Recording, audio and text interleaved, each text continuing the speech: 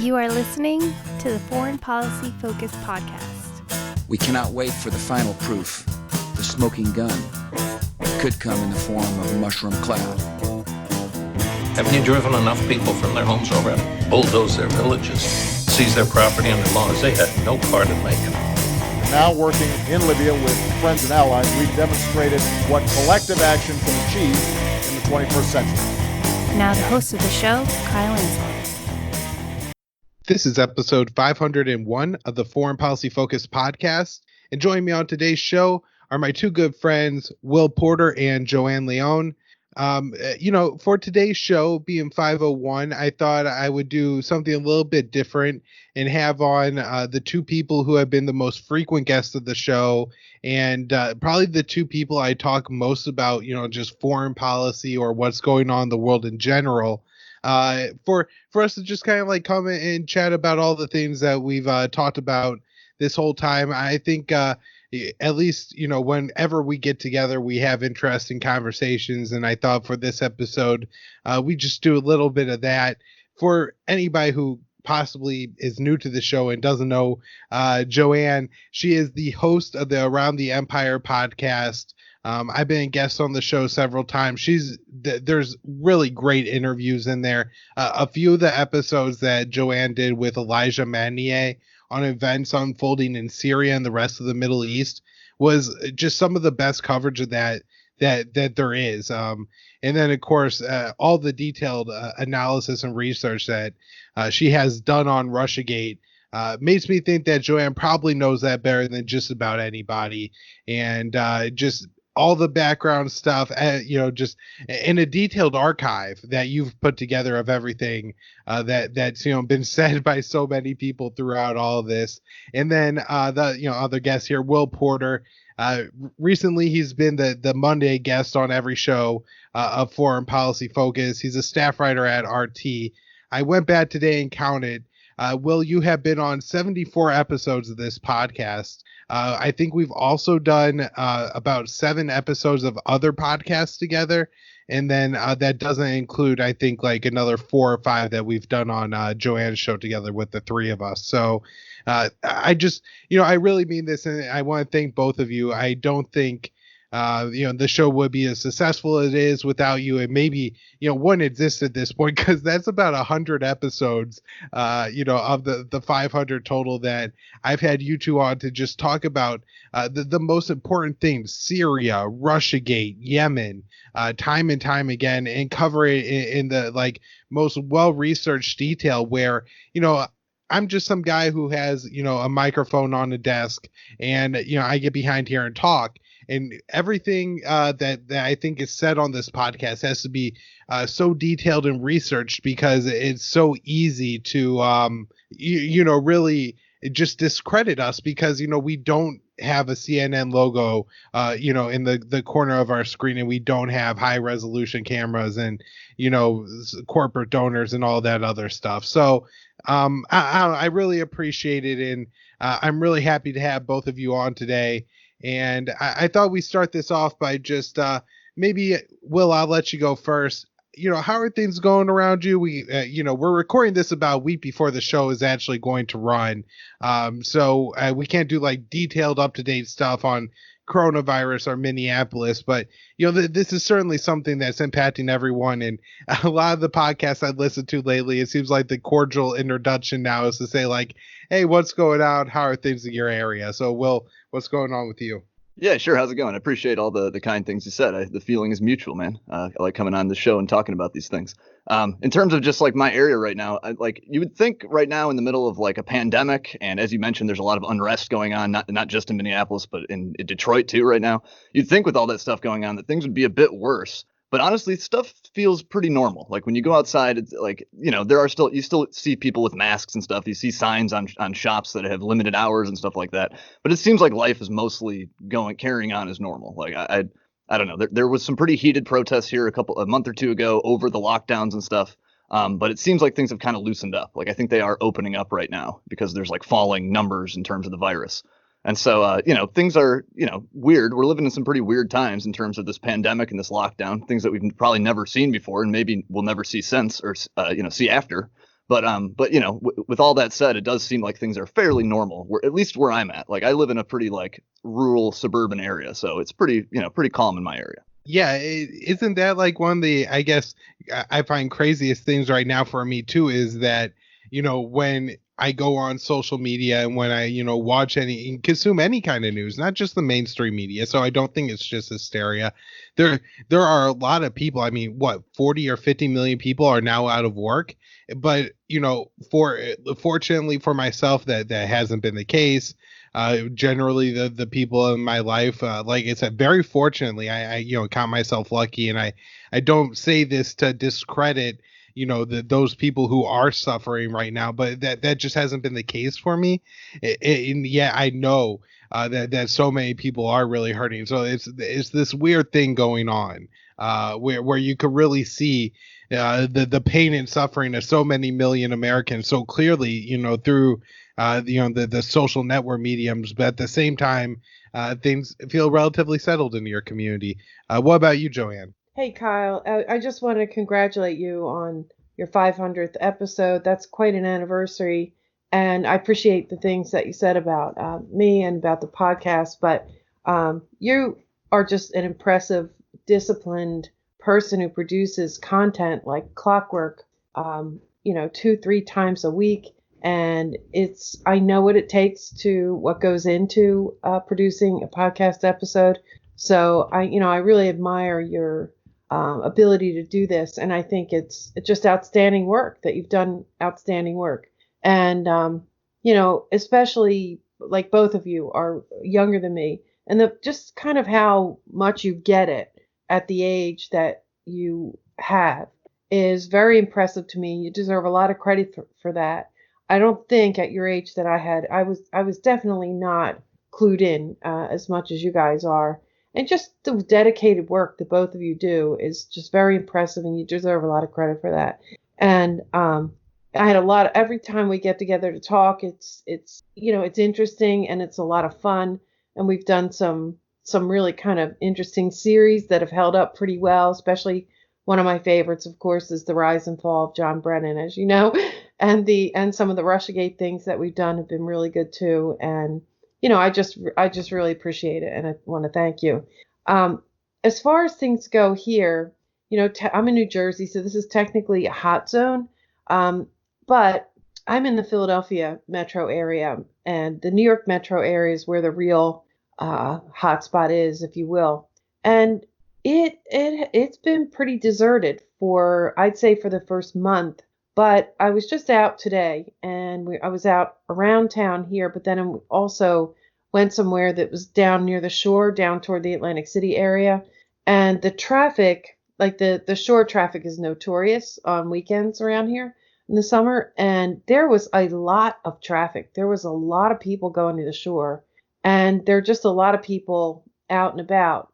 Now, there's the big distinction differences, like the restaurants that are just, empty, and the parking lots are empty. And I really don't know. There's a lot of small business around here. I don't know how they're going to fare.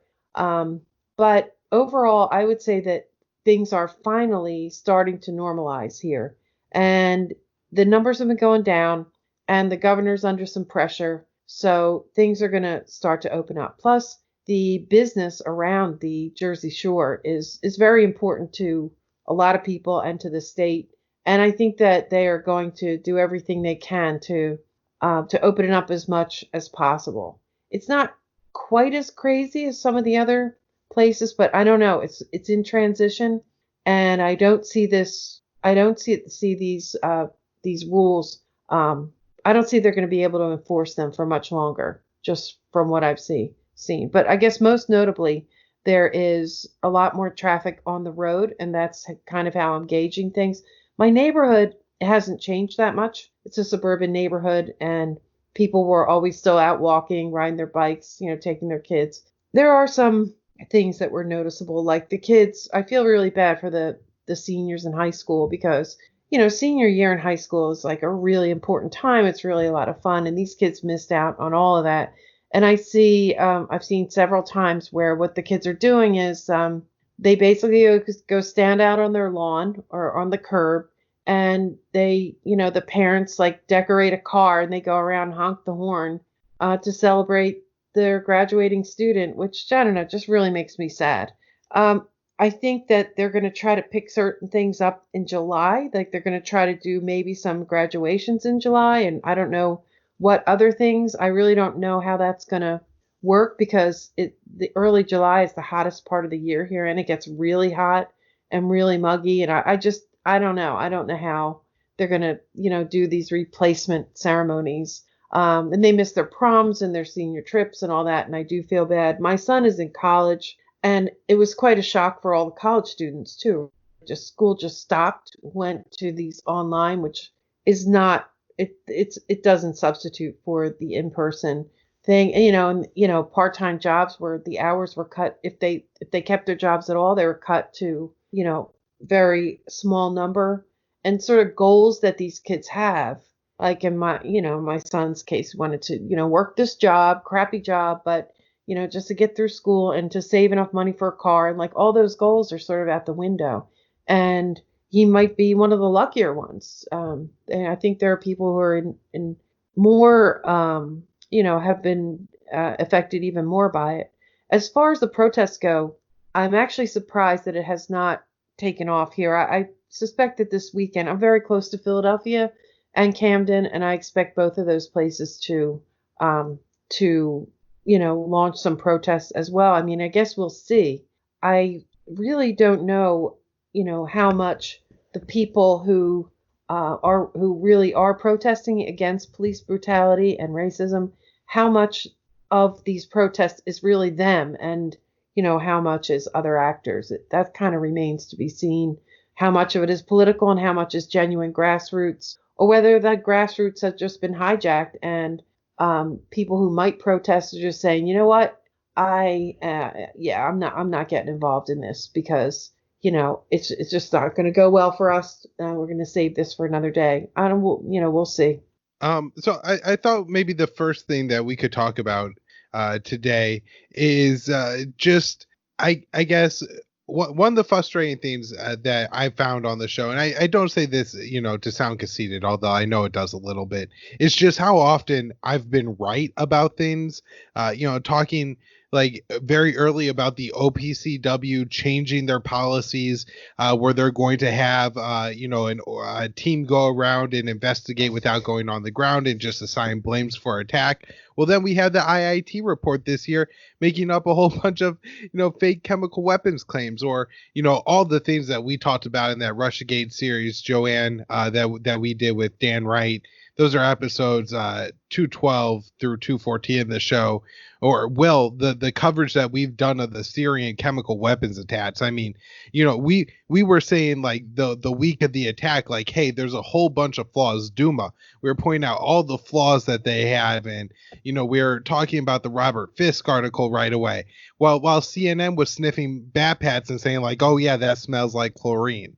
And it's just, I guess, kind of beyond frustrating because, again, CNN, it has all the money. That's who people listen to. They're the legitimate ones. They're credible. And, yet it doesn't matter how many times I'm right, or, to give somebody with like, a little bit higher credentials than myself, like even a Matt Blumenthal or a Scott Horton or somebody like that who is proven right like time and time again on these issues. And yet they're still relegated as like, the fringe of the media world, while the people who got Iraq wrong and who likely, just reported whatever was coming out as like fact and God on this whole COVID thing. I think when we look back at this, no matter kind of how it goes from here on out, we're going to feel pretty let down by our media and looking at things critically enough, including decisions by the Trump administration, early on, like the masks and stuff like that. I think there's a lot of places that the media has really dropped the ball on this and so many other issues. And so I don't know, it's probably going to take another 3 or 4 years before I do another 500 podcast episodes. So, by that time, do you think that the mainstream media, I feel like they're being discredited. I mean, one of the things I saw on the protests already that I guess we could talk about was the defacing of the CNN. sign, right? There was protesting outside CNN. Like, these people are obviously not leading the resistance or anything like that, at least anymore. Like, whatever I guess has happened through the past 16 years, or not 16, since 2016, these like 3 or 4 years has really changed, I think, some of the perception of even the left of the mainstream media. So I don't know. I guess maybe Joanne, you first. What do you think is the future here, and are we going to continue to make inroads? I think in the alternative media. Well, I think that I don't have high expectations for the quote unquote mainstream media. I think that they are going to try to transform themselves. I think they realize that their current platforms, their demographic, their main demographic is aging. And, I don't know, maybe even some of them will cut the cord. I'm not quite sure. But, I think they're very sort of obsolete, yet they're so necessary to the powers that be, the power elite. I think that you're seeing a bigger distribution and an attempt to, I don't think they even knew what independent media was, or they just thought it was really inconsequential until 2016. And then they were like, oh my God, what happened? Oh, what's a Jimmy Dore channel? What is that? They were so baffled for so long about who was having any kind of influence. But the wealth and the power has been concentrated so much that if it remains concentrated, and I think after this economic crash post-pandemic, I think that things are going to consolidate even more into fewer hands. So, no, I think this struggle between alternative media and mainstream media is going to continue for quite a long time. I think that they are slowly gaining and becoming more blatantly censorious of the smaller media. I think that we're being censored in open ways, but also, all kinds of algorithms are pushing on. If you just take YouTube as an example, and we shouldn't for any reason believe that it's only YouTube, the material's just getting pushed down so far. And if you search anything, all you get is the online version of CNN and, all the mainstream ones, not just them either, Bloomberg, New York Times, Washington Post, all that content is way up at the top. And so I think that their usual tactic is, at least from the Democrats, and this is probably true of the other part of the spectrum too, is what they've always done with activist groups in the past is they just try to starve them. They would try to make sure they didn't get funding, things like that. But I don't think that was successful with alternative media, because alternative media found ways to continue on, shoestring budgets and to crowdsource things. So anyway, just to wrap this up, no, I don't think the media situation is going to change all that much. But I think that we're going to see the quote unquote mainstream media trying to creep into, let's say, the podcast platforms. That certainly has been happening, especially over the last 2 years. I hear that Google is, I got a message from Google that they're changing their platform, and I need to re-register my podcast because it's no longer going to be Google Music. So like Apple was geared toward music, was iTunes. Then the podcast material, they just took it and they stuck it on iTunes because it really wasn't, it was the best place for it. It was audio content. And then slowly they started talking, now they have, I guess, Apple Podcast and things like that. Google is going to do the same kind of thing. They're going to build out their podcast platform to be sort of more customized toward podcasts. And I suspect there's one big thing missing from the podcast world, and that is a search engine that, helps you, it's decentralized right now. Everybody's got their own app that they prefer. And, they use the search there. I think that we're going to see more, let's say, I want to say intrusion into the podcast world, which has been very independent and decentralized up till now. But, I think that they're afraid that we've got too much influence. They don't, they want to suppress. They've already taken care of YouTube. That was one of their problems from their point of view. And I think now they're going to go after the podcasts. And but otherwise, I don't think they're going to change that much, other than to imitate the things in independent media that they think are effective and that are undermining their stranglehold on information getting out to the thing. But I think that's a constant struggle, right? If you want to control the information getting out to a large, well-connected population, that is not something you're going to do quickly, and it is it's going to be a constant struggle, I think. Yeah, Hopefully I answered your question. Yeah. Yeah, no, that was great, and you made me think, like, watching these protests and stuff like unfolding in all these different cities. You really do see like this in action. Like you see YouTube, how they like derank a lot of these like independent content creators, people who go on the ground and live stream and film these events.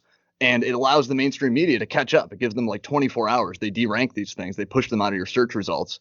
And it's like the mainstream, it's just a sign of how obsolete and slow and sluggish they are. Immediately when these things go on, you have independent reporters and journalists, citizens journalists and stuff on the ground there filming it. And it takes forever for the media the corporate press to make it in there. So it's just interesting to see how sort of obsolete they've become. And so, like the actions, the actions they're taking to try to crack down on this and to consolidate and censor, things from the independent press.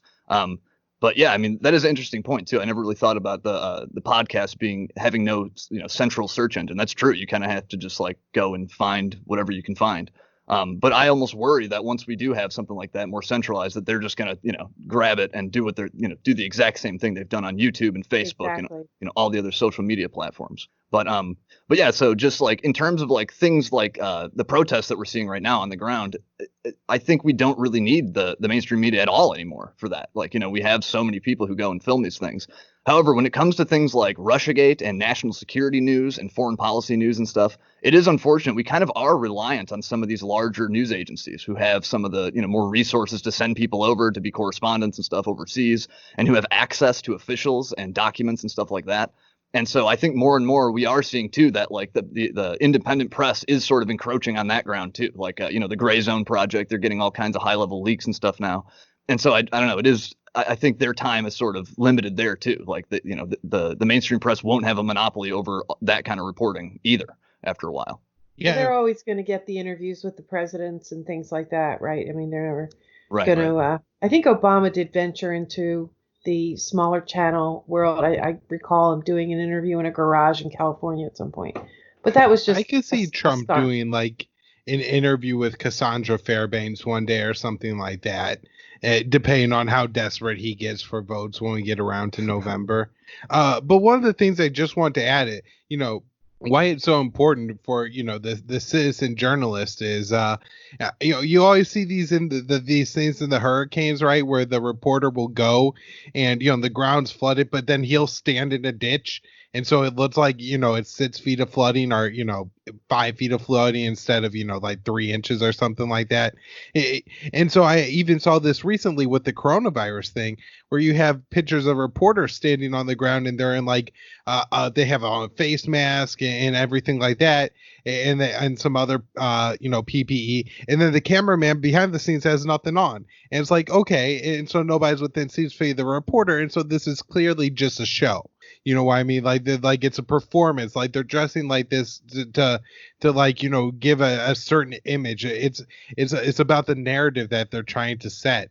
And so that's why I in a lot of ways I think really encouraged about this is, even though the YouTube and Twitter and everybody else does censor, Jimmy Dores streams still get thousands of views, and so I do think that people will start to move that way, especially when the truth just becomes so much more blatant and apparent, and I really hope it does. I guess my concern is that, and maybe we could move this way next, which is Russiagate, where a lot of people still seem to just have completely lost the story and kind of assume it's true, and that's where they're at. And so, I don't know. Well, I'll turn it over to you this time first. Just moving forward with Russiagate, how are we going to convince people that we were right the whole time and they bought this false thing? And more importantly, that they really have to look at the media sources they're consuming. And even if they, don't go to the Libertarian Institute or antiwar.com or listen to the Around the Empire podcast, please just pick anything else at random, because obviously what the people at CNN and MSNBC and most of the people at Fox News are telling you are just absolutely wrong. Yeah, like in terms of like, trying to convince people about, what really happened with this whole Russiagate thing, it's really hard because at some point it just seems like the amount of information that was put out about this, the amount of leaks, the amount of like claims and accusations and stuff, it just became too much for like anyone to really keep, and at least any normal person who's not like a media person to even keep track of. And so it almost just becomes a thing. It's like, well, there's smoke, so there must be something going on there. There must be some kind of fire there. But I mean, I don't know, in terms of convincing people, I guess like we just have to keep doing the stuff we've been doing, is like documenting, all, these things step by step. Like, I think we've shown pretty clearly that like, the main three legs of this whole claim, this whole Russiagate thing, the DNC hacking claim, the claim that the Trump campaign colluded with the Russians, and then also the claim that the Russians like unleashed some social media disinformation campaign. Like, I think pretty clearly we have proof that all three of those things don't hold up. And, maybe you guys could find another like main aspect of the whole narrative, but those are three that I've like consistently picked up on. I mean, we have, very clear, me and Kyle are working on something right now, pointing out a lot of these points about, all these alleged back channels the president had with Moscow, Michael Flynn, Carter Page, George Papadopoulos, Alpha Bank, all these things. Like, all that stuff has been very clearly, debunked, I think. And then in terms of the social media hacking, or excuse me, the social media disinformation campaign, we have all kinds of information on that showing how minuscule and insignificant that was. And so I don't think like once you actually see those numbers in terms of like the percentage that the so-called Internet Research Agency spent compared to the Clinton and Trump campaigns, like it's really hard to continue, maintaining that this was some big, state-backed operation when you see that kind of stuff. And then, of course, with the hacking, too, like, there's all kinds of stuff we can point to with the hacking in terms of like the veterans intelligence professionals. They've put out a lot of good stuff on that. But just more recently, we have these declassified intelligence committee hearing transcripts where you have the one of the main guys at CrowdStrike, the DNC cybersecurity firm, saying, oh, yeah, there's actually no evidence that there even was a Russian hack on the DNC. Like, we think we saw something kind of like that, but we have no proof of this. So, I just think, pointing to that kind of stuff, I think is all we can really do to keep, to try to convince people otherwise and to try to fight back against this insane, sweeping, expansive narrative that's been built since, before the last presidential election. So I guess one of the things that I'm increasingly concerned about is that it may require a conviction going the other way, where maybe not John Brennan, or Biden or Obama, but somebody, Peter Strzok, level or lower, has to pay some kind of price or a consequence in order to have the argument that nothing absolutely happened and the FBI did something wrong, and to win it. I guess I'm worried that I think that's the territory that we're in.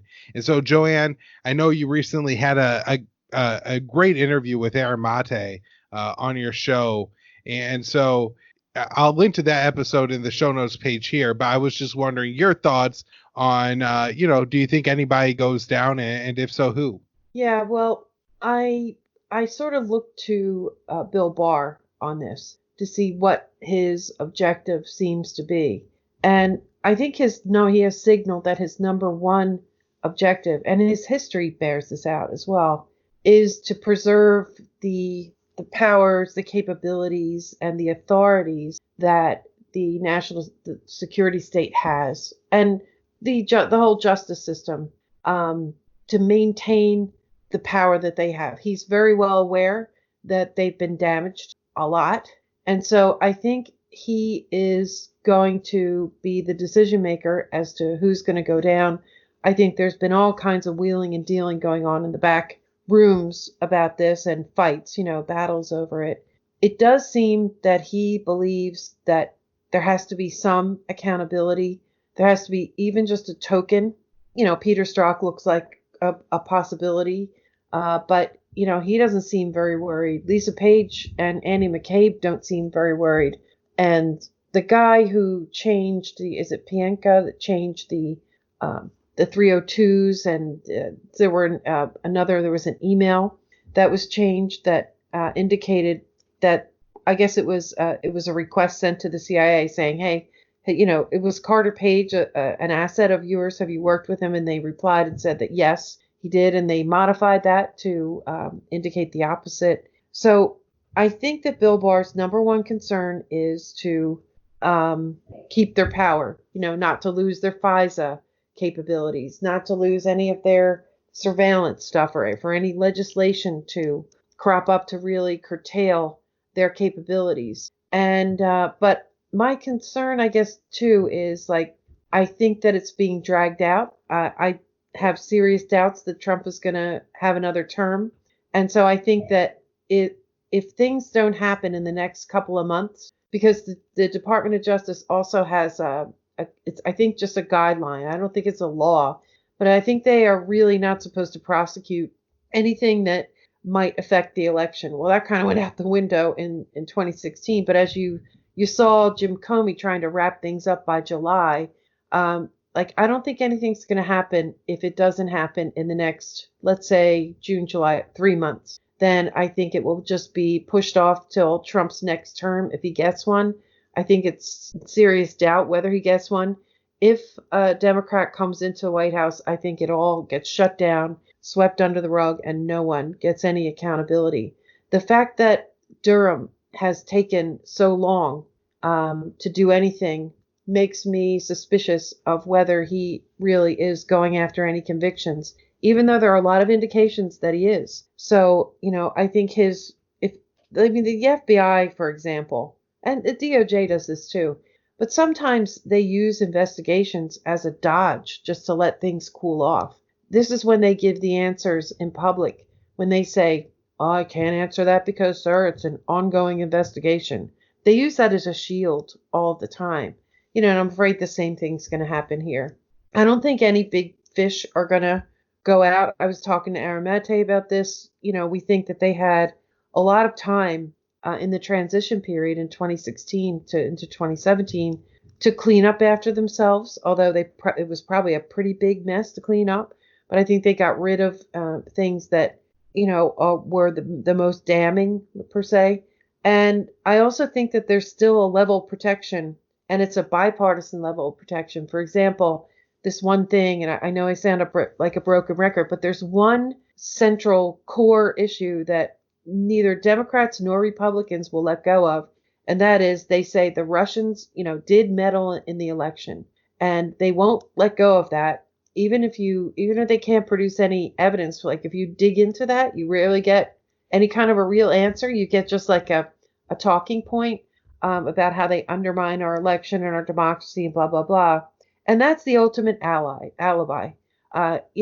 If Comey and Brennan can say, look, we genuinely thought that, there was something wrong, there was some, funny business going on with Russia, and we definitely thought that Russia really was meddling in our elections, and therefore, maybe we made some mistakes in these investigations, but the underlying reason that, it was noble, it was justified. If we didn't do that, then we wouldn't be doing our jobs. I think that's the shield. And until that cracks, I don't think we see any significant accountability. They may have a sacrificial lamb. It seems like they're having a hard time figuring out who's going to go down for it because, they knew they were in trouble before they left office. So, if you look back, J. Edgar Hoover was well known for keeping files on people, and they've got such vast surveillance capabilities that they've certainly got leverage on some key people.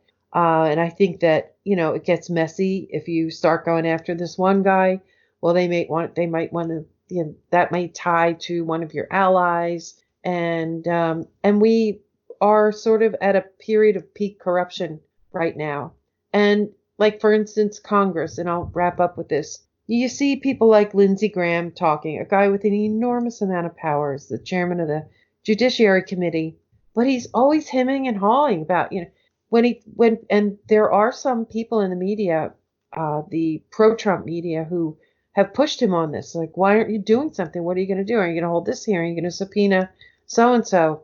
And you can see, and we've long known this, that like Lindsey Graham's idea of accountability is to bring a person before a Senate committee and to, for them to get a stern talking to from, a series of senators. And like, they think that is a good enough punishment.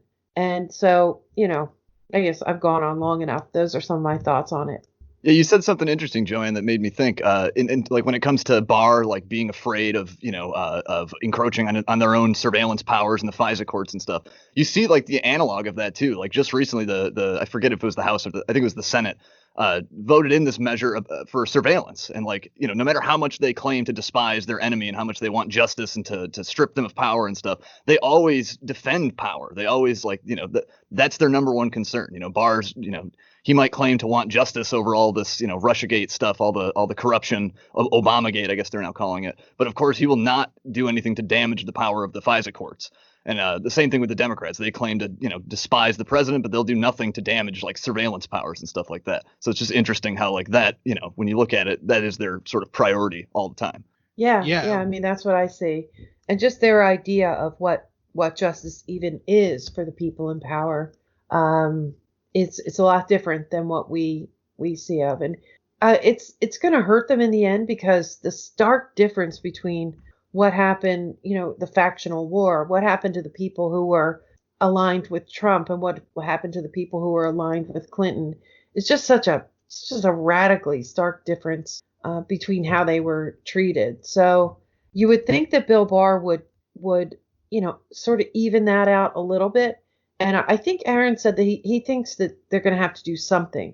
There's going to have to be some semblance of accountability, but I think it'll be a lower level person, and the higher level people at the very the most that will ever happen to them is bringing them before some Senate committee, kind of like what they did with, if you think about the bank bailouts, what they did with the Goldman people. Elizabeth Warren, a tongue lashing, and that was it.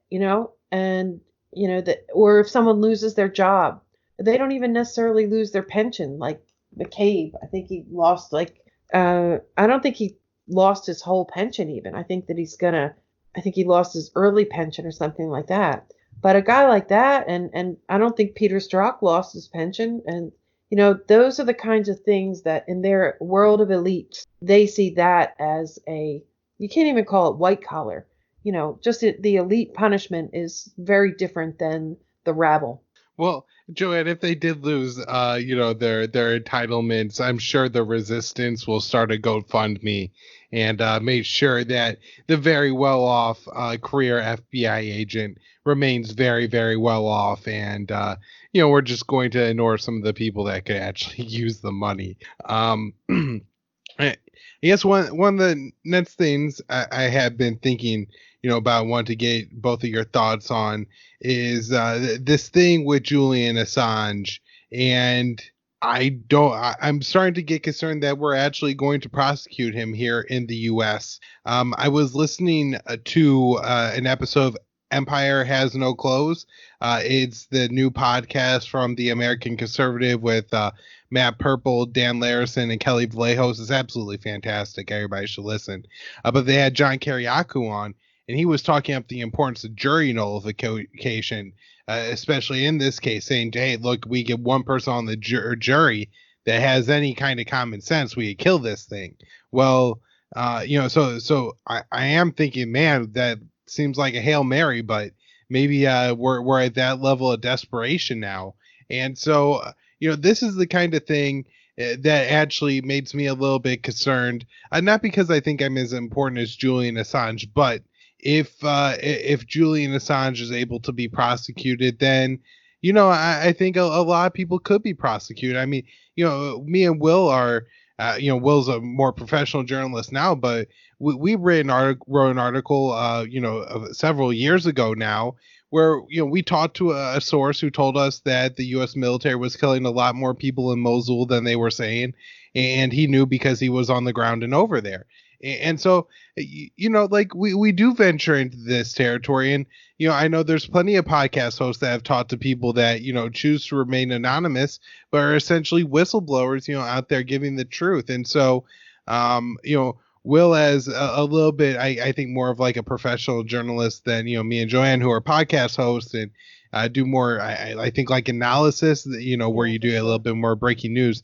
Maybe you could give us your take on this first, but I find that this is now one of my top concerns. Cold War with Russia, Cold War with China, Julian Assange First Amendment is way up there with the killer cops. So.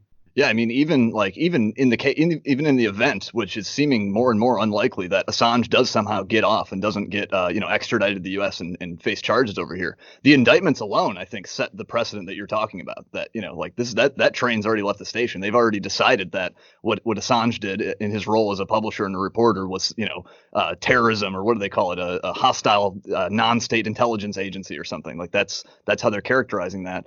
And so, yeah, I mean, that ball has already is already rolling, it seems, in terms of demonizing that kind of reporting.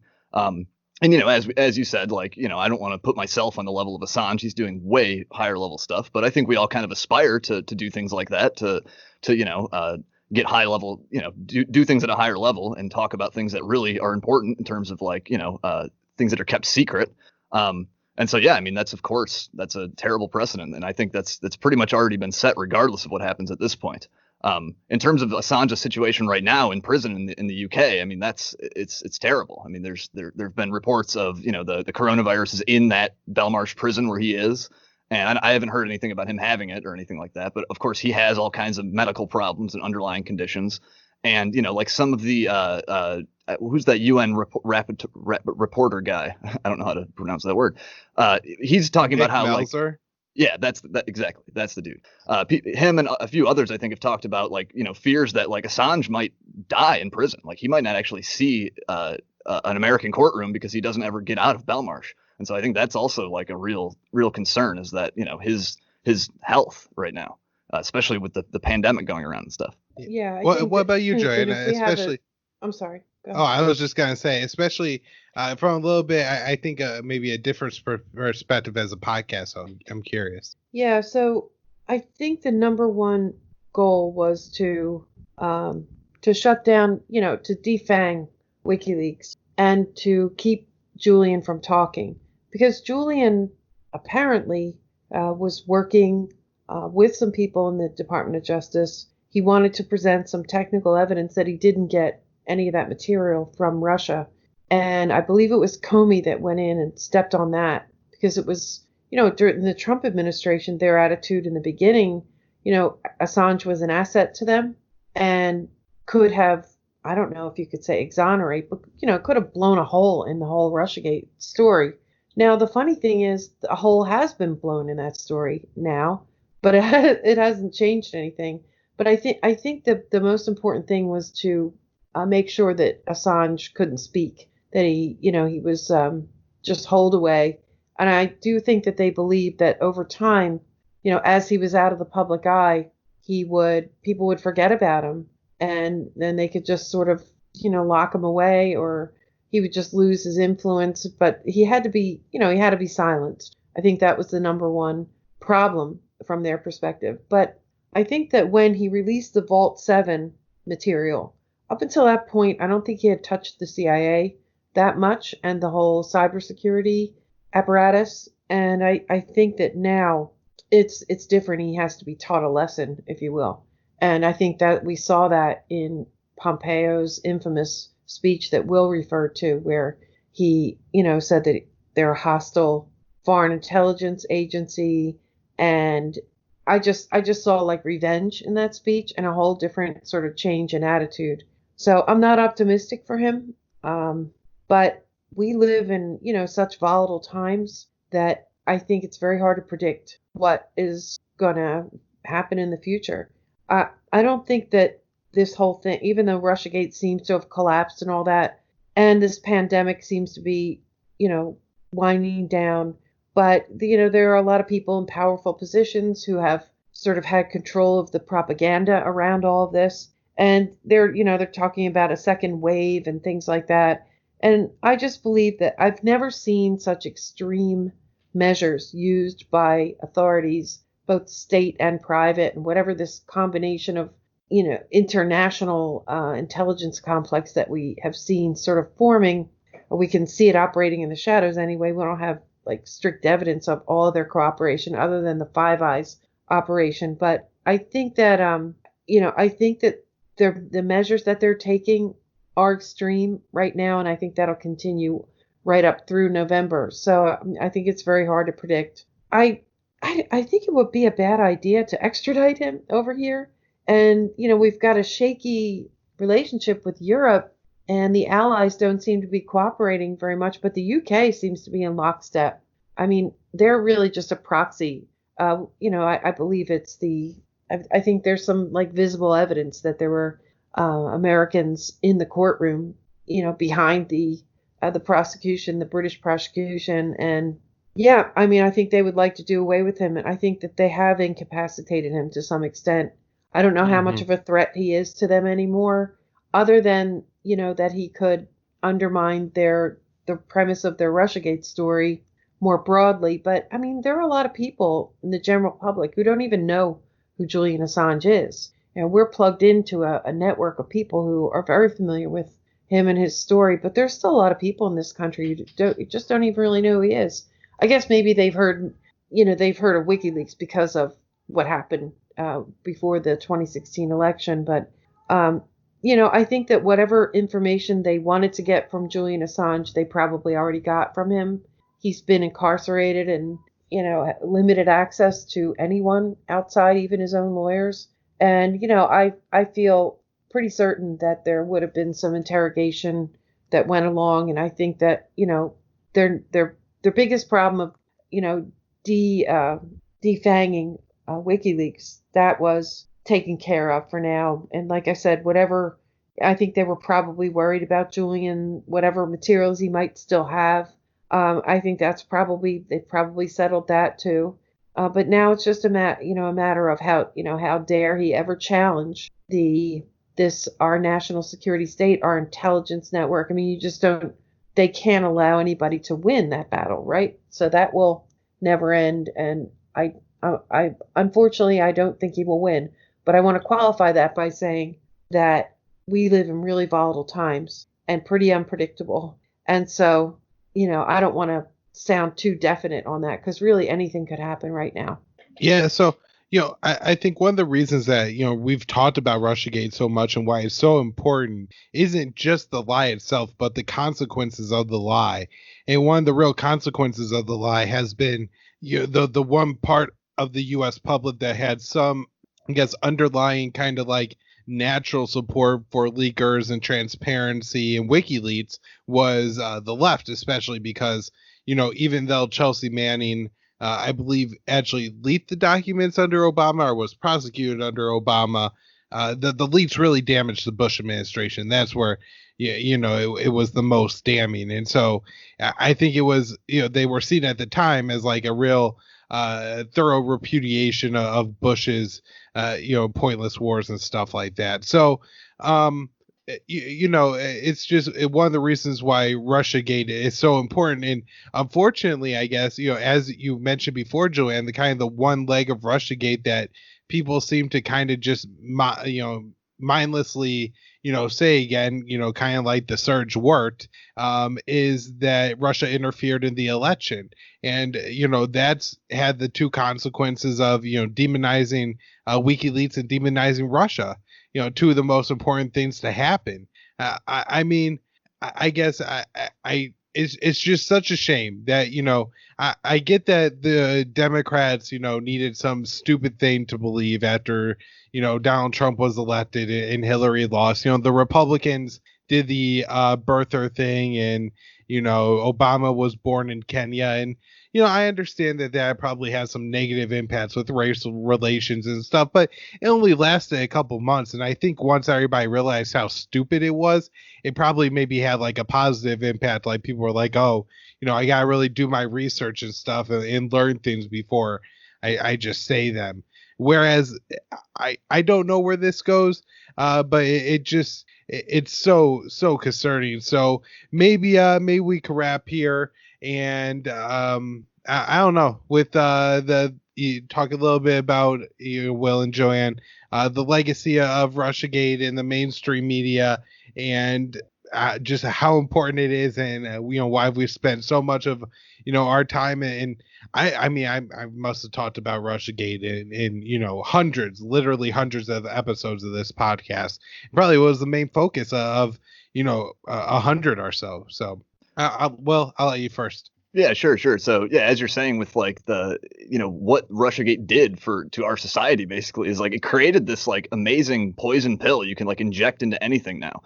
Anything can be connected to Russia or Moscow or Putin somehow, and you can totally like diffuse and discredit it. I mean, I guess in my own case, like I'm already I work for a Russian news outlet, so there's not much more you can say to me about Russia or whatever. But yeah, it is just this thing that can diffuse anything from either side. It's not just the resistance of the Democrats, like Joanne was saying. The other side too, the Trump side, the Republicans, they also have sort of bought into some of this Russian interference stuff. So this works for them too. I mean, Kyle, you and I are the thing we're working on. We mentioned the Senate vote where John McCain accused Rand Paul of working for Vladimir Putin because he opposed Montenegro's addition to NATO, being added to NATO. And so it's furnishing people in power now on both sides with this like very powerful argument, very powerful way to dismiss and discredit people with this Russiagate thing. And I don't think that's just going away. And that was not something you really had around. You didn't really have that so much with like the birther controversy and stuff. That stayed fairly narrow. Whereas now with this Russiagate thing, it's sweeping and expansive and can be weaponized in so many different ways, in so many different directions. And so that's going to be one of the major legacies of this whole thing. Not to mention just how it's directly affected our relations with Russia. The president took office. Who knows how serious he ever was about scaling back NATO or improving relations with Moscow. But nonetheless, it does seem like the resistance and this whole Russiagate narrative has prevented that. If he ever was serious about that, he couldn't do it now. He's sort of been hemmed in this way. And I don't think it'll just be the Trump administration. I could see this being like a talking point for, several administrations to come, that this whole Russiagate thing being weaponized. I don't think it's just, it's not just for this presidency. Yeah, I mean, it feels very much like I don't remember the Cold War that well, except the tail end of it. And I didn't really understand it well enough in real time to know what was going on. But the boogeyman, they're serving as the current boogeyman. I think there are people right now who are even saying that these protests are that Russia is somehow behind these, and I guess we should have expected that. But I guess I just wanted to say one other thing is that as the 500th anniversary of this podcast, one thing that we've been really lucky, and what Kyle was saying is he looks back, he's even kind of surprised that he was so on the right track on so many big issues when some prominent people and even some of our allies or people whose work we generally like, they were way off track too. But what we have is a loose network of people who have gotten to know each other over the past, 5 years or whatever. And we've been keeping each other sane, and we've developed a sense, almost like a little bit of a crowdsourcing kind of thing. We've developed a sense, especially because we know the history of the foreign policy and covert actions and things like that. We start to recognize things that just don't smell right. And, that there are enough people digging here and digging there. I mean, we're very lucky to have a group of people who, that we're loosely connected to, who kept their heads on straight and all these things, because it's the attacks on anyone who didn't toe the line on this were pretty severe. And I think only the fact that we have each other, and not just us, but there's a broader loose network of independent media who really have kind of matured and developed over the past at least 5 years, really longer, because there's a long history of the blogs and the podcast and then the social media and so on. And I think it's just really important. We're pretty powerless still, but just it's just important I think it's what's really most important right now is to try to get real information and to keep your head on straight and to not fall into the hyper-partisan network and the manipulation of those factions that's that the power elite are doing. So I don't know how to really put it into words, but it's a really important thing. And it's actually not just American either. It's a multinational network, mostly other English speaking countries, but also people from other countries that have sort of, follow each other and in some cases have become friends and, do swapcasts or guests on other podcasts. And, we are a small group, but I think that we are punching above our, above our weight. And I think that even if we're not doing, I think we are doing some good, but even if we're not, at least we're sort of keeping each other sane and in reality, which is not an easy task these days. So I just want to, thank you guys for that. It's really important to me, not just on the podcast, but, we have ways of messaging each other, and we, can bounce things off of each other. And it's just, it's an important thing. And I'm very curious to see how it's going to develop going forward. I think we maybe have a little more power than we think. All right. Well, Joanne, way to find a positive note to end it on. I guess that is one thing about doing 500 of these shows is sometimes it really does, weigh on you, especially things like Yemen, where it's just like it's been 5 years of being like, children are starving to death. Let's not do this anymore. And Trump vetoing the Yemen War Powers Act, and that's not the moral outrage. And it's so infuriating. And it is just so helpful to have, other people who feel the same way and understand it, because or else you just assume you were crazy. So everybody, make sure you check out Will and Joanne's work. Joanne hosts Around the Empire podcast. It's on YouTube. Subscribe to it there. It's up everywhere else people listen to podcasts, and at Joanne Leon on Twitter. Around the Empire, right? It's just .com is the URL. Yeah. And then Will Porter, staff writer at RT. And he actually, the articles that he writes, he puts up on his social media at WKP ANCAP, and on his Facebook page, Will Porter. He's the guy with the mustache. I don't know how else to narrow it down beyond the other thousands of Will Porters out there, but he's the journalist with the mustache. And I'll go ahead and add that this week, so maybe by the time you're hearing the podcast, if not within the next couple of days, me and Will will have an article out. So if it's up, I'll link to it in the show notes page. If not, keep an eye on our social media, as they'll be up in the next couple of days. Thanks, guys. Well, Thanks so much. You guys are great. Thank you. Congratulations on 500 episodes, man. I appreciate you having me on.